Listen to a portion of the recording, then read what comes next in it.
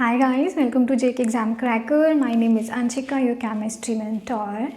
Students, आपको पता है कि आपका जो एग्ज़ाम है एसएसबी का दैट इज़ वेरी नियर, कभी भी एग्ज़ाम डेट आ सकती है, तो उसके लिए हमारी प्रैक्टिस जितनी से ज़्यादा अच्छी हो सके उतना ही हमारे लिए सही है, राइट।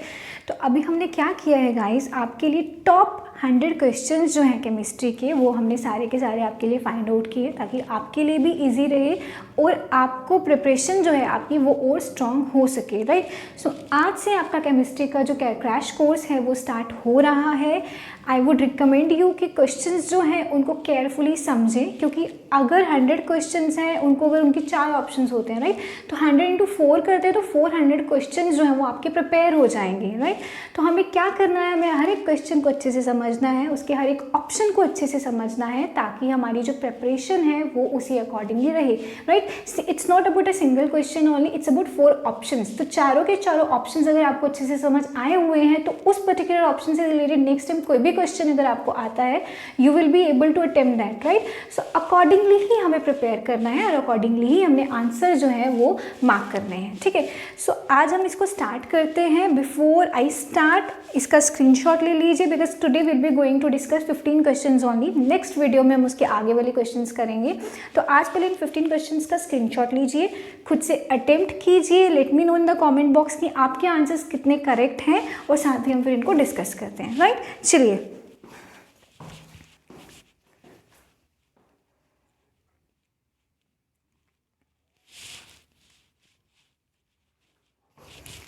आई होप आपने स्क्रीनशॉट जो है इसका ले लिया है। तो चलिए हम स्टार्ट करते हैं from the very first question. So guys, हमारा जो फर्स्ट क्वेश्चन है वो क्या कहता है, मिल्क इज़ अ, ठीक है, मिल्क क्या है, राइट। हमारे पास 4 ऑप्शंस हैं। First is milk is a mixture और अ मेटल। क्या वो एलिमेंट है या इनमें से कोई भी नहीं है, बताइए। मिल्क क्या है, क्या वो मिक्सचर है, क्या वो मेटल है, क्या वो एलिमेंट है या फिर नन ऑफ दीज। इन 3 पार्ट्स में से मिल्क जो है वो कुछ भी नहीं है, ठीक है। सो अगर टर्न बाय टर्न हम इन टर्म्स को डिफाइन करते हैं तो उसके बेसिस पे हमें आंसर जो है ज्यूम करना ईजी हो जाएगा। सबसे पहले अगर मैं मेटल की बात करती हूँ या एलिमेंट की बात करती हूँ, व्हाट दे आर, ठीक है। मेटल्स और एलिमेंट्स जो हैं ये क्या होते हैं, जो हमारे पीरियोडिक टेबल में अवेलेबल होते हैं, ठीक है। मेटल्स जो है वो होंगे जो हमारे पीरियोडिक टेबल में आएंगे। सेम एलिमेंट्स जो है वो they are metals and non metals, right. Element क्या है, pure substances that are available in the periodic table, ठीक है। और एलिमेंट्स को ही आगे क्या किया गया है, क्लासीफाई किया गया है मेटल्स और नॉन मेटल्स में, ठीक है। तो बताइए क्या पीरियोडिक टेबल में हमारे पास मिल्क होता है, क्या हमारे पीरियोडिक टेबल जो हमारा बनाया गया है उसमें हमारे पास मिल्क है, नहीं है, ठीक है। तो इससे ये चीज़ तो क्लियर हो जाती है कि मिल्क जो है it is neither a metal nor an element, ठीक है, ये तो क्लियर हो गया। अब बात करते हैं मिक्सचर की। क्या एक मिल्क जो है वो मिक्सचर है या नहीं है। गाइस मुझे बताइए, मिल्क जो है where do we get milk from, we get it from the cow, ठीक है। अब अगर जो मिल्क है अगर वो काउ से आता है तो बेसिकली ये कंबाइन हुआ है बहुत सारी चीज़ों का, राइट। सबसे पहले इट इज़ अवेलेबल, जो मिल्क है इसमें क्या क्या चीज़ें हैं, इसमें हमारे पास सबसे पहले फैट्स हैं which we get from cow, right. At the same time इसमें वाटर भी है। So there is a kind of mixture, ठीक है। कुछ चीज़ों, मिक्सचर क्या है, जब हमारी मल्टीपल चीज़ें जो हैं वो मिक्स की जाती हैं। तो मिल्क क्या है, it is a mixture of fats plus what, water and some other substances available which cow is basically eating, right। तो क्या हो गया, ये मिक्सचर हो गया, कुछ कंबाइन हो गया चीज़ों का। तो मिल्क को हम क्या बोलेंगे, मिल्क को हम बोलेंगे it's a mixture. So milk क्या है, it is nothing but a mixture, guys, ठीक है। ओके, हमारा सेकेंड क्वेश्चन आता है, केमिकली रस्ट इज, रस्ट क्या है। अगर केमिकली हम रस्ट की बात करते हैं तो रस्ट क्या है। रस्ट हमें सबसे पहले ये समझना है कि रस्ट बनती किससे, आयरन से बनती है, राइट। आयरन से कैसे बनती है, ये प्रोसेस है उसका। तो हमारे पास ऑप्शंस में जो अवेलेबल है वो है hydrated ferric oxide, hydrated ferrous oxide, only ferric oxide या फिर नन ऑफ दीज। स्टूडेंट्स, अगर इसके लिए हमें जो समझना है वो हमें समझनी है इसकी केमिकल रिएक्शन, ठीक है। क्या होता है, आयरन का केमिकल फॉर्मूला क्या है, Fe, राइट। अब क्या होता है, रस्ट कैसे लगती है, जब वो वाटर के कंटैक्ट में आता है in the presence of air. तो हमारे पास वाटर भी आएगा प्लस ऑक्सीजन भी आएगी। तो ये हमारा क्या बनाएगा, because water is available in it, तो ये जो भी बनाएगा वो बनेगा हमारा हाइड्रेटेड। ठीक है, अब अगर हम देखें तो क्या हो रहा है, देखिए क्या हुआ है यहाँ पर, हमारे पास क्या आ गया, Fe2O3, हमारे पास ये इसका रिएक्शन बनता है, क्या बनता है, Fe2O3। तो ये क्या बन गया हमारा, Fe2O3 क्या है, this is nothing but ferric oxide. ठीक है, तो हमारे पास हमने हाइड्रेटेड भी बोला, हाइड्रेटेड मीन्स वाटर। ठीक है, तो हमारे पास इस रिएक्शन को कंसीडर करके हमारे पास जो रस्ट आए वो बेसिकली क्या है, hydrated ferric oxide. It is not ferrous oxide, hydrated ferrous oxide, it is neither ferric oxide, it is none of this. भी जो ऑप्शन है वो तो आएगा ही नहीं, बिकॉज हमारे पास जो ऑप्शन आ रहा है वो क्या, हाइड्रेटेड फेरिक ऑक्साइड। क्लियर है? ठीक है, हमारे पास थर्ड क्वेश्चन आता है bar. Bar is a unit of what, क्या वो प्रेशर का यूनिट है, क्या वो फोर्स का यूनिट है, क्या वो एनर्जी का यूनिट है, या फिर वो फ्रीक्वेंसी का यूनिट है। अब इसके लिए हमें क्या करना है, हमें टर्न बाय टर्न हमें हर एक के जो है यूनिट्स को समझना है। अगर हम बात करते हैं फ्रीक्वेंसी की, इसका क्या है, हर्ट्ज। ठीक है, एनर्जी का है वो क्या रहता है, बताइए, एनर्जी का जो हमारे पास ऐसा यूनिट रहता है वो क्या रहता है, एनर्जी का यूनिट रहता है जूल, SJOULE। ठीक है, और फोर्स का रहता है न्यूटन। तो ये तो चीज़ क्लियर है कि इन तीनों में से कोई भी नहीं है। When it comes to pressure तो इसका ऐसा यूनिट जो है वो रहता है बार। ठीक है, और हमें बार का ही पूछा गया है, so answer would be bar. Bar का जो हमारा यूनिट है वो क्या है, बार किसका यूनिट है, bar is unit of pressure, क्योंकि हमने एनर्जी का भी एक्सप्लेन कर लिया, फोर्स का भी कर लिया, फ्रीक्वेंसी का भी कर लिए। सो तीन तो बिल्कुल मैच नहीं करे, सिर्फ एक प्रेशर का ही मैच कर रहा है, तो प्रेशर का यूनिट हम बोल देंगे अल्टीमेटली क्या आता है, वो बार आता है। ठीक है, यही मैं आपको बताने की कोशिश कर रही थी गाइस कि हमारा जो क्वेश्चन है it's not about single question only, it's about 4 question. यहाँ पर आपको रिप्लेस करके ये भी आ सकता है, newton is a unit of. So क्योंकि हमने चारों के यूनिट्स जो है वो पढ़े हैं, तो यू आर हैविंग आइडिया कि न्यूटन का क्या है, एनर्जी का क्या है, फ्रीक्वेंसी का क्या है। और यहाँ पर क्योंकि हमें बार बोला गया तो दैट इज ऑफ प्रेशर। ठीक है, राइट। अब अगला जो क्वेश्चन आता है that is oxygen and ozone are, पूछा गया है कि ऑक्सीजन और ओजोन क्या है, are they allotropes, are they isomers, are they isotopes, are they isobars. ठीक है, अब ये थोड़ी सी हमारे लिए डिफिकल्ट टर्म्स आ रही है जो शायद हमने नहीं पढ़ी हैं, तो हम इनको पहले एक्सप्लेन करेंगे वन बाय वन। हम पहले हम ये पढ़ेंगे कि एलोट्रोप्स क्या है, आइसोमर्स क्या है, आइसोटोप्स क्या है, आइसोबार्स क्या है। उसके बाद ही will be able to get to know whether oxygen and ozone are A, B, C और D। ठीक है, okay. So coming towards the A point which is allotropes. तो एलोट्रॉप्स क्या है, वो एलिमेंट्स जो एक से ज़्यादा फॉर्म में एग्जिस्ट करते हैं। ठीक है, ऐसे एलिमेंट्स जो एक फॉर्म में सिर्फ नहीं बल्कि एक से ज़्यादा फॉर्म में एग्जिस्ट करते हैं, they are allotropes.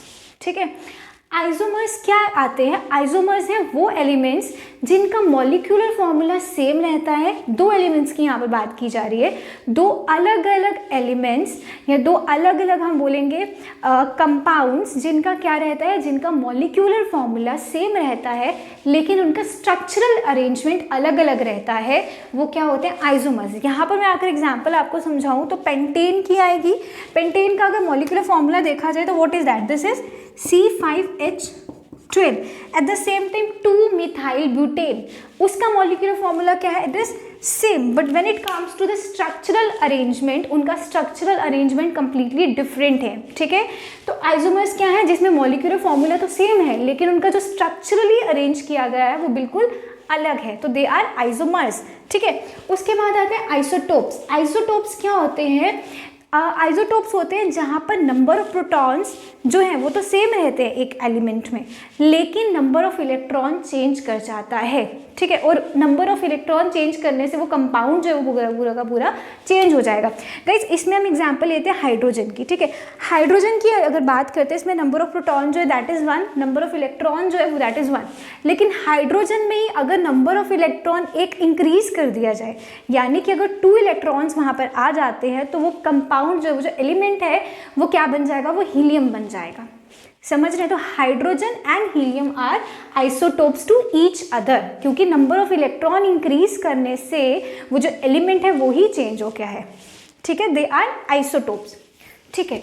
Talking about the isobars, isobars क्या है? ऐसे दो एलिमेंट्स, ठीक है, ऐसे दो एलिमेंट्स जिनका एटॉमिक नंबर डिफरेंट है लेकिन उनका मास नंबर सेम है, ठीक है। दो elements which have the same mass number but different atomic number, they are isobars to each other. We can take an example of calcium and argon, ठीक है। यहाँ पर इनका जो atomic number है स्टूडेंट्स वो वेरी करता है, वो अलग अलग है, ठीक है। एक का 18 है, एक का 20 है, but when it comes to the mass number that is same, which is 40. Calcium का भी मास नंबर 40 है और हमारा जो आर्गन है उसका भी मास नंबर 40 है। So they are isobars to each other, ठीक है। अब हमने चारों चीज़ें एक्सप्लेन कर लिया, हमें पता है एलोट्रोप्स क्या, हमें पता है आइसोमर्स क्या, हमें पता है आइसोटोप्स क्या, हमें पता है आइसोबार्स क्या। अब बताइए ऑक्सीजन और ओजोन क्या है, आपस में क्या है? Are they allotropes, isomers, isotopes और आइसोबार्स? तो देखो हमने एलोट्रोप्स के बारे में क्या पढ़ा, हमने पढ़ा कि दो एलिमेंट्स जो क्या करते हैं अलग अलग फॉर्म में भी एग्जिस्ट करते हैं। स्टूडेंट्स अगर आप यहाँ पर देखेंगे ऑक्सीजन एंड ओजोन, ठीक है, ऑक्सीजन O2 की फॉर्म में भी है और O3, अगर O3 है तो ये क्या बन रहा है? ये ओजोन बन रहा है। So they are allotropes to each other, ठीक है। ऑक्सीजन और ओजोन जो है ये एलोट्रोप्स हैं टू ईच अदर, ठीक है। Okay, talking about the fifth question हमारा क्या कहता है? Which of the following substances does not have a melting point? ऐसे कौन से चार हमारे जो हमारे पास ऑप्शंस हैं इनमें से ऐसा कौन सा सब्सटेंस है जिसका कोई मेल्टिंग पॉइंट नहीं है, ठीक है। इसके लिए हमें स्टडी करना है कि मेल्टिंग पॉइंट अगर किसी का है तो वो क्या है, उसी के बेसिस पे हम अपना आंसर जज कर पाएंगे, right. So talking about the bromine guys, it has a melting point and the melting point is -7.2 degree Celsius, ठीक है। ब्रोमीन का मेल्टिंग पॉइंट जो है that is -7.2 degree Celsius, right. At the same time when it comes to sodium chloride, इसका melting point जो है 801 degree Celsius है। Sodium chloride का मेल्टिंग पॉइंट क्या आ जाता है? दैट इज 801 डिग्री सेल्सियस, ठीक है। मरकरी की बात करी जाए, again it is having some melting point, it has some melting point and the melting point is -38.83 degree Celsius, ठीक है। जो हमारा मरकरी है इसका जो हमारे पास मेल्टिंग पॉइंट है दैट इज -38.83 डिग्री सेल्सियस, ठीक है। ग्लास, क्या ग्लास का कोई मेल्टिंग पॉइंट है? गाइस आंसर आएगा जिसका मेल्टिंग पॉइंट नहीं है वो है हमारा ग्लास, ठीक है। क्यों? क्योंकि ग्लास एक ऐसा सब्सटेंस है which neither is considered as solid nor liquid. ऐसा क्यों बोला जाता है? बेसिकली क्योंकि जब ग्लास बनता है, ठीक है, इसको क्विकली क्या कर दिया जाता है? लिक्विडिफाई किया जाता है before it turns to solid at some particular temperature, ठीक है। इसीलिए क्या होता है, ग्लास का कोई मेल्टिंग पॉइंट नहीं होता है। So from these four options glass is the answer which has no melting point. Clear है? ओके, नेक्स्ट क्वेश्चन जो हमारा है, what does it say? It says which elements are present in urea. जो urea है इसमें कौन से elements जो है वो प्रेजेंट हैं, ठीक है। बताइए, क्या CHO है, CNH है, CNO है, ये CNOH है, ठीक है। अब पहले तो हमें ये पढ़ना पड़ेगा कि C क्या है, H क्या है, O क्या है, N क्या है। सो C is carbon, N is nitrogen, O is oxygen, H is hydrogen, ठीक है। अब ये समझने के लिए कि कौन से एलिमेंट्स प्रेजेंट हैं या कौन से एलिमेंट्स प्रेजेंट नहीं है, हमें ये समझना है कि यूरिया का फॉर्मूला क्या है, केमिकल फॉर्मूला क्या है। सो दैट इज CH4N2O, ठीक है। यूरिया का जो हमारे पास केमिकल फॉर्मूला है या केमिकल कॉम्पोजिशन है दैट इज CH4N2O, ठीक है। अब बताइए इसमें क्या क्या चीज़ों की अवेलेबिलिटी है। क्या इसमें कार्बन है? Yes it has carbon. क्या इसमें हाइड्रोजन है? Yes it has hydrogen. क्या इसमें नाइट्रोजन है? Again it is holding nitrogen in some amount. Oxygen is also available, right. So इन चार ऑप्शंस में से हमारे पास चॉइस है, उसमें से हमारा आंसर कौन सा आ जाएगा? CONH, क्योंकि इसमें कार्बन की भी अवेलेबिलिटी है, ऑक्सीजन की भी अवेलेबिलिटी है, नाइट्रोजन की भी, और hydrogen at the same time is available in urea, ठीक है। So answer would be D. Coming to the seventh question students, seventh question कहता है the electrolyte decomposition of water gives H2 and O2 in ratio of. जब decomposition होती है यानी कि water को जब डिकम्पोज किया जाता है हाइड्रोजन और ऑक्सीजन में, तो ये किस रेशियो में अवेलेबल होता है? हमें हमेशा पता है कि हाइड्रोजन है उसके 2 मॉलिक्यूल्स होते हैं और ऑक्सीजन जो है उसका 1 मॉलिक्यूल होता है। सो कंसीडरिंग दिस हमारा आंसर जो है वो क्या हो जाएगा? 2:1, 2 molecules of hydrogen and 1 molecule of oxygen, so answer would be B. ठीक है, ओके। हमारा 8th क्वेश्चन क्या कहता है? हमारा 8th क्वेश्चन कहता है विच does not react with chlorine. ठीक है, इनमें से कौन सा ऐसा एलिमेंट है जो क्लोरीन के साथ रिएक्ट नहीं करता है? ठीक है, क्या वो सिलिकॉन है, मैग्नीशियम है, आर्गन है या फिर फॉस्फोरस है? स्टूडेंट्स, अगर मैं सिलिकॉन की बात करूं तो क्लोरीन, यस, क्लोरीन जो है वो सिलिकॉन के साथ रिएक्ट करता है और जो हमें प्रोडक्ट मिलता है दैट इज सिलिकॉन टेट्राक्लोराइड। ठीक है, मैग्नीशियम के साथ करता है और मैग्नीशियम क्लोराइड हमें देता है। आर्गन के साथ हम अगर देखें तो हमें ऐसे कोई रिएक्शन यार नहीं आ रही है। अगर हम देखें फॉस्फोरस की तो इट गिव्स फॉस्फोरस ट्राइक्लोराइड। ठीक है, so only argon is left which has no chemical reaction with chlorine. क्योंकि इनके प्रोडक्ट्स हमें पता है तो हम श्योर हैं, हम आर्गन जो एक ऐसा एलिमेंट है जो क्लोरीन के साथ कभी भी रिएक्ट नहीं करता है। Alright, so argon would be the choice, would be the answer. Okay, 9th question, which magnesium ribbon when magnesium ribbon is burnt in air the ash formed is। अब जब भी मैग्नीशियम जो है वो एयर में बर्न किया जाता है, यानी कि मैग्नीशियम को जब ऑक्सीजन के साथ रिएक्ट करवाया जाता है, वो डू वी गेट 2MgO, यही होता है मैग्नीशियम ऑक्साइड। अब ये जो मैग्नीशियम ऑक्साइड है ये क्या है कि जब ये that would be an ash, अभी किस कलर की होगी? ब्लैक, वाइट, येलो और pink. The ash would be of white colour. ठीक है, जो हमारे पास मैग्नीशियम को ऑक्सीजन के कंटैक्ट में जब लाया जाता है, एयर में बर्न किया जाता है, तो जो ऐश प्रोड्यूस होती है that is of white colour. ठीक है, okay, coming to the 10th question, it says in which of the following heat energy will be evolve. ठीक है, इनमें से कौन सी प्रोसेस में हीट एनर्जी इवॉल्व होती है? That plays an important role. So electrolyte of water, first option is electrolyte of water, another is dissolution of NH4Cl in water, burning of LPG या decomposition of silver bromide in presence of sunlight. बताइए कौन सा option है? Students, अगर आपको याद होगा, I believe मैंने लास्ट वीडियो में ये चीज़ बहुत क्लियरली बताई थी, when it comes to the burning of LPG heat plays an important role. ठीक है, तो यहाँ पर भी यही हीट इवॉल्व कब होती है? जब बर्निंग ऑफ LPG होती है। तो आंसर वुड बी सी। ठीक है, आंसर क्या आ जाएगा? सी आ जाएगा। Okay, moving towards the 11th question, it says which one is pure element. ठीक है, एलिमेंट हमें पता है प्योर सब्सटेंसेस होते हैं जो पीरियोडिक टेबल में हमारे अवेलेबल होते हैं। सो कंसीडरिंग दैट, मुझे बताइए क्या आंसर हमारा ग्लास है, सीमेंट है, सोडियम है या नन ऑफ दीज है? क्या ग्लास हमारा पीरियोडिक टेबल में अवेलेबल है? नो। क्या सीमेंट हमारा पीरियोडिक टेबल में अवेलेबल है? No, which means they are not elements, right. Sodium is available, sodium जो है ये पीरियोडिक टेबल में है and that is a pure element, तो आंसर वुड बी सी। ठीक है, उसके बाद नेक्स्ट वाला question is also very easy and the question says in known elements maximum number is of. जितने भी एलिमेंट्स हम आगे पीछे देख रहे हैं, ये पीरियोडिक टेबल में स्टडी करते हैं, उसमें मैक्सिमम नंबर किसका है? मेटल्स का है, नॉन मेटल्स का है या मेटलॉइड्स का है? ये तीनों टर्म्स आपको एक्सप्लेन की गई हैं कि मेटल्स क्या है, नॉन मेटल्स क्या है, मेटलॉइड्स क्या है। तो बताइए क्या आंसर रहेगा इसका? स्टूडेंट्स, इसका आंसर मेटल्स रहेगा। मेजरली हमारे पास जो चीज़ अवेलेबल है हमारे सराउंडिंग्स में या पीरियोडिक टेबल में भी अगर हम स्टडी करते हैं तो दैट विल बी मेटल्स। ठीक है, so metals have the higher number over non metals और मेटलाइट्स। क्लियर है? Moving towards the 13th question, it says which of the following element is poorest. Guys यहाँ पर pure नहीं, purest नहीं है, इसको प्लीज पोरेस्ट कर लीजिए। बताइए from the given options which one is the poorest conductor of heat. Poorest conductor of heat यानी कि the element which does not allow heat to pass through them, right. So क्या वो sodium है, lead है, zinc है या mercury है? Sodium, lead, zinc और मरकरी। बताइए आंसर क्या है?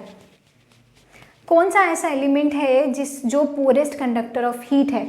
Guys answer would be lead.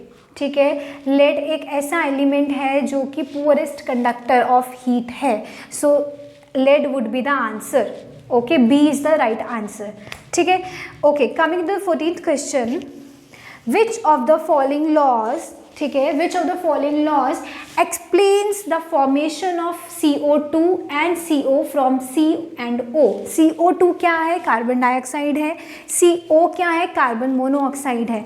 तो क्या बताया जा रहा है कि कौन सा एलिमेंट है जो कि कहाँ से, कौन सा law basically formation of carbon dioxide and carbon monoxide from carbon and oxygen support करता है? Law of conservation of mass, law of multiple proportion, law of reciprocal proportion या फिर लॉ ऑफ डेफिनेट प्रोपोर्शन। ठीक है, अब again हमें इसका answer find out करने के लिए इन लॉज को समझना पड़ेगा कि law of conservation of mass क्या है, मल्टीपल प्रोपोर्शन क्या है, रेसिप्रोकल प्रोपोर्शन क्या है और डेफिनेट प्रोपोर्शन क्या है, right. So one by one इनको स्टडी करते हैं। Law of conservation of mass, ठीक है। सो talking about the law of conservation of mass, guys law of conservation of mass क्या होता है? देखिए, जब एक एलिमेंट जो है या जब केमिकल रिएक्शन होती है, रिएक्टेंट्स और प्रोडक्ट्स जो है वो इन्वॉल्व होते हैं, रिएक्टेंट्स रिएक्ट करते हैं, प्रोडक्ट हमें मिलता है। सो रिएक्टेंट्स में जो एलिमेंट यूज़ करते हैं उनका जो मास यूज़ होता है at the time when we get the product, वही सेम अमाउंट ऑफ मास जो है वो प्रोड्यूस में होता है, वही उतना ही उसका मास रहता है जितना कि एट द बिगिनिंग होता है। ठीक है, so the mass of particular element remains same at the time of reaction and at the time when we get the product. ठीक है, वो मास हमेशा सेम रहेगा, जितना मास एट द टाइम जब रिएक्शन हो रही है, यूज़ हो रहा है, प्रोडक्ट के टाइम पे भी मास जो है वो सेम ही रहने वाला है। सो ये हमारा law of conservation of mass कहता है। क्या कहता है कि रिएक्टेंट्स के टाइम पे जो एलिमेंट का मास है वो, और जो प्रोडक्ट जब मिल रहा है उसमें जो हमारा एलिमेंट का मास होगा दैट विल रिमेन सेम, वो वेरी नहीं करेगा। ऐसा नहीं है कि वो डिफरेंट हो जाएगा जब हमें प्रोडक्ट मिलेगा, वो मास सेम ही रहने वाला है। ठीक है, मल्टीपल प्रोपोर्शन क्या कहता है? लॉ ऑफ मल्टीपल प्रोपोर्शन क्या है गाइस? ये कहता है कि एलिमेंट्स जो हैं, सेम एलिमेंट जो है वो अलग अलग कंपाउंड्स को फॉर्म करने में यूज़ किए जा सकते हैं। ठीक है, सेम एलिमेंट्स जो हैं उनको क्या किया जाता है? अब यानी कि दो अलग अलग एलिमेंट्स हैं तो ज़रूरी नहीं उन दोनों एलिमेंट्स से सिर्फ एक ही हमारा कंपाउंड बनेगा, देयर इज़ अ चांस कि उससे और भी कंपाउंड्स अलग अलग बन सकते हैं। That is what we say law of multiple proportion is, right. Law of reciprocal proportion, law of reciprocal proportion क्या कहता है कि there is some proportion of elements, ठीक है, use to form one product. Okay, और law of definite proportion क्या कहता है कि कोई एक पर्टिकुलर प्रोडक्ट बनाने के लिए, ठीक है, कोई एक पर्टिकुलर प्रोडक्ट बनाने के लिए same quantity of mass he use किया जाता है। फॉर एग्जांपल हमें क्या फॉर्म करना है? वाटर करना, तो हमें पता है उसमें 2 मॉलिक्यूल्स जो हैं वो हाइड्रोजन के यूज़ होते हैं, 1 मॉलिक्यूल ही ऑक्सीजन का यूज़ होता है, तो ही वाटर बनेगा। ऐसा नहीं है कि हम 3 अगर हाइड्रोजन के लगा ले, 2 हम ऑक्सीजन के लगा ले तो हमें वाटर मिलेगा। नो, वाटर फॉर्म करने के लिए हमेशा 2 मॉलिक्यूल्स ऑफ हाइड्रोजन और 1 मॉलिक्यूल ऑफ ऑक्सीजन यूज होने वाला है। So this is law of definite proportion में, यानी कि डेफिनेट प्रोपोर्शन ऑफ हाइड्रोजन और डेफिनेट प्रोपोर्शन ऑफ ऑक्सीजन जो है वो यूज हो रही है। ठीक है, अब मुझे बताइए CO2 और CO, बताइए कार्बन भी है ऑक्सीजन भी, यानी कि 2 सेम एलिमेंट्स है ना, कार्बन और ऑक्सीजन से सिर्फ कार्बन डाइऑक्साइड नहीं मिल रही है, इससे कार्बन मोनोऑक्साइड भी बनता है। तो हमारा वो कौन सा मल्टीपल प्रोपोर्शन, जिसमें 2 अलग अलग एलिमेंट्स रिएक्ट करके 2 अलग अलग कंपाउंड्स हमें दे सकते हैं। सो कार्बन और ऑक्सीजन जो है उन्होंने अलग प्रोपोर्शन में अगर कंबाइन किया तो वो कार्बन डाइऑक्साइड दे रहे हैं, और कुछ और अलग प्रोपोर्शन में किया तो वो हमें क्या दे रहे हैं? कार्बन मोनोऑक्साइड दे रहे हैं। सो यही हमारा मल्टीपल प्रोपोर्शन का लॉ भी कहते हैं। तो आंसर क्या हो जाएगा? हमारा बी हो जाएगा। ठीक है, उसके बाद हमारा आता है डायमंड। डायमंड क्या है? Is it an element, is it a compound, mixture और नन ऑफ दीज, या फिर इनमें से वो कुछ भी नहीं है? तो बताइए, डायमंड एलिमेंट है, कंपाउंड है, मिक्सचर है, क्या है? सबसे पहले तो हमें डायमंड को स्टडी करना पड़ेगा कि डायमंड एग्जैक्टली है क्या। तो डायमंड की अगर बात करी जाए गाइस, तो डायमंड क्या है? That is the solid form of carbon. ठीक है, कार्बन की क्या है? डायमंड एक सॉलिड फॉर्म है, और कार्बन इटसेल्फ क्या है? एक एलिमेंट है, राइट। कार्बन क्या है? एक एलिमेंट है। तो आंसर क्या हो जाएगा? An element. तो डायरेक्टली इनडायरेक्टली क्या हो गया? डायमंड जो वो भी एक एलिमेंट ही बन गया। तो डायमंड क्या है? That is answer A, which is element. ठीक है गाइस, तो इसी के साथ ये हमारे जो 15 क्वेश्चन है, टॉप 100 क्वेश्चन में से जो टॉप 15 क्वेश्चन है वो हमने कवर कर लिए हैं। I want you to tell me कि आपने इनमें से कितने करेक्ट किए, आपके कितने आंसर जो हैं वो करेक्ट हुए हैं, एंड अकॉर्डिंगली हम आगे वाले भी जो हैं प्रिपेयर करेंगे। In case still you are with some doubts, please let me know, हम उसको क्लियर करेंगे एंड अकॉर्डिंगली हम आगे वाले क्वेश्चन को अटेम्प्ट करेंगे, राइट। सो इसी के साथ we are winding up. For the next time we'll be with the new video. Thank you.